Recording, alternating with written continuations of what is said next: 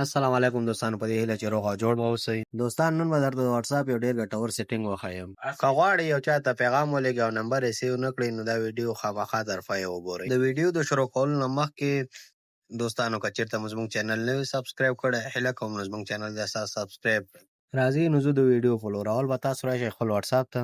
واتساپ مو خلاص کړه، تاسو ولاړ شئ د سرچ برخې ته. نو د سرچ برخې ته چې لاړئ نو تاسو چې د هر ملک کس ته میسج کوئ د هغې ملک کوډ به ولیکئ.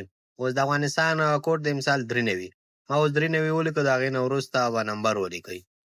نو که تاسو چېرته په بل هېواد کې یاستئ نو کولی شئ د بل هېواد کوډ ولیکئ. چې د بل هېواد کوډ مو ولیکه، د هغې نه وروسته نمبر ولیکئ، نو ډایرکټ تاسو کولی شئ هغې ته میسج ولېږئ. نو همدا د ټولو نه اسانه لار ده ملګرو.